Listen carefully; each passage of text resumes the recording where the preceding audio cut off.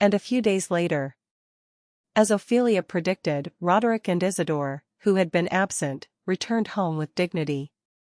They looked a little tired, but apparently unharmed. Above all, he seemed to be in a very good mood. Neither of them usually had such a happy expression that it was not noticeable, but to those close to them, they were so happy that they seemed to be flying through the sky. "Father, it seems like you had a lot of fun hunting," said Michelle, the second daughter, in a perplexed voice, wondering why her father, who used to hate physical effort, always smiled when he returned from hunting. "Yes, it was a very fruitful time. We captured some very useful prey," Isidore responded with a proud expression. Of course, the prey was neither a beast nor a monster, but his words were not wrong. The father himself? That's impossible. Rachel, the eldest daughter, who had been listening to the story, interrupted with a disapproving look. "Clear. Your uncle did it all. I just watched." Isidore responded confidently, as if he had nothing to fear, and his two daughters laughed out loud, saying that they knew. In that friendly atmosphere, Isla had to suppress her curiosity to hear her father's full story. It wasn't a story I could share publicly. Perhaps, at night, he could satisfy his curiosity. He could push Laura away, sneak into her room, and tell her the story he'd been waiting for. With so much anticipation, Isla joined the family conversation. The talk of hunting was apparently over, and the conversation had already turned to Rachel's love life. "I think you should meet that young master at least once. I'm curious to know what kind of person he is to like a woman like you." "That? What's wrong with me?" The conversation ended, as always, with the sisters arguing. And that night, Isla's hopes were dashed. No matter how much he waited, there was no sign of Laura being taken. She thought about going to her parents' room first, but she stopped herself because she thought that, even as their daughter, it would be rude to go in and out of her parents' room without warning. Well, even if he didn't bother sneaking away, he would soon have the chance to talk to his father alone. Fencing classes were scheduled for the next morning. Of course, they were not free to speak freely. In fencing classes, the maids had nothing to do, so they didn't have to follow them. But Laura clung to her like a tick wherever she went, never letting go. Although he tried to hide it as due to his overflowing affection for the young woman he served. Still, since Laura was sitting in the corner of the training room watching them practice, she wouldn't have heard Roderick and Isla's quiet conversation. The next morning, Isla woke up at dawn and went to the training ground to wait for her father's personal training to finish. Although he woke up quite early, Roderick got up much earlier and trained. A moment later, Roderick finished his training and approached her. He seemed so focused that he hadn't even noticed his daughter's arrival, and a look of confusion crossed his face. "Why are you waiting already? It must be cold." "No, I'm not cold at all. I just wanted to see my father soon." While he was eager to hear from Suki from his father, he also wanted to quickly begin his fencing lessons. Having trained with Alexia while Roderick was away, he wanted to show her how much he had grown. And when she finished training, Roderick praised her with a radiant face. "It seems like you've been training diligently."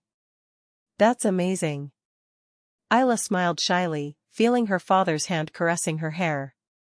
She never imagined that being recognized for her efforts could be such a pleasant feeling, but every time she received praise from her parents, her heart filled with emotion. "Alexia told me.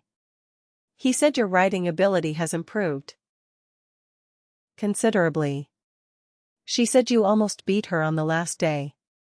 "That is. Sir Dexon has been very thoughtful.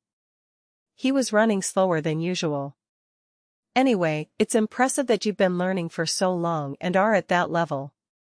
Well, then it wouldn't hurt to get off the road and try running across the plains." When she responded, blushing with shyness, Roderick chuckled and said, "We visit the territory every year at the end of winter. How about you join us this year? You will be the next lady, so it is time for you to pass through the territory as heir. Then, I could practice horse riding. At her father's suggestion that it might be a good idea, Isla simply blinked. It's not that he disliked it.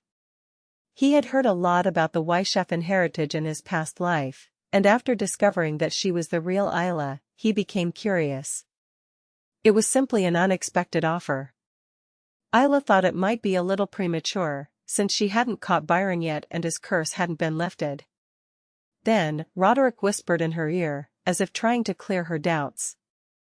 I locked her up on the way to the farm. I should be able to break your curse. It was really pleasant news, but Isla did not dare to express her joy, swallowing it inside. Laura had stared at them blankly for a while. Well, let's finish today's class here. Have a good day. Yes, Father. Thank you. After saying goodbye to Roderick, Isla walked away relieved. Laura followed her, constantly asking her questions about what they had talked about with Roderick. What did you say, miss? He praised me for improving my skills. Oh, and he even invited me to the farm with him. That's all. Even if he didn't say anything, Laura would soon find out. Then he would surely throw a tantrum, asking why Isla hadn't told him sooner. So it was much better to attack first. Having earned Roderick's trust was a win-win situation for everyone. Despite the praise, Laura insisted on keeping her mouth shut. Isla simply smiled, not expecting praise from her. He was in too good a mood to be offended by someone like Laura. Soon I will be able to break the curse. This way I won't have to worry about Laura's feelings anymore. Maybe he could get revenge on her for what she had done to him in her past life. No, he didn't have to bother incriminating her. If he treated Lisa well, Laura would feel a crisis and would go down alone. Isla smiled to herself as she remembered that sweet moment. The news that Isla was heading to the Weishafen estate with Roderick quickly reached Byron. And it came through two channels, from Laura and from a spy who was not Laura. Byron read the reports from both sides, and his expression seemed to evoke some nostalgic memories. The Weishafen estate. He closed his eyes for a moment, remembering his vast snow fields. It was a land of enemies who hated even breathing under the same sky, but it was also a monumental place where he met Ophelia. One day, when he regained his rightful place, he planned to turn it into an imperial fiefdom and create a place to commemorate his meeting with Ophelia. The land where the greatest emperor in history and his beautiful empress met for the first time. How sublime and beautiful it was. But that was still a distant future. He snapped back to reality, frowned, and put down the report. What is happening, my lord? It's surprising. Why is he rushing to make his daughter his successor when he already has a son? I did not understand. If it were Roderick, he would never have given the succession to his daughter. If he didn't have a son, it would be understandable, but why would he choose a daughter as his successor? And not just any daughter. She had been raised elsewhere for more than a decade. Even being his relative, how could he so easily trust such a girl and name her as his successor? Cloud opined in a calm voice. Isn't that proof that the girl is doing well? I believe that this result was achieved because the Duke's absolute trust was gained. I see. Well, it's a good problem, after all. Since the son would soon die at the hands of the daughter, and the Duke of Weishafen would be destroyed if his rebellion succeeded, it did not matter who he chose as his successor. If he's adapting so well, it's time to act. When he returns from the territory, send a message to kill his younger brother. It was exciting to imagine. What would Roderick's face look like when he lost his newborn son, just 1 year old? What if she discovered that the culprit was her own daughter? Byron smiled ecstatically as he remembered Roderick's face, tinged with frustration. It was a little heartbreaking to see Ophelia's face grieving over the loss of her son, but what could she do? She had sinned by choosing the wrong person instead of him. It was simply a punishment. Only after losing her son and husband to her daughter, and then experiencing the pain of losing her own daughter, could she finally be by his side as his woman.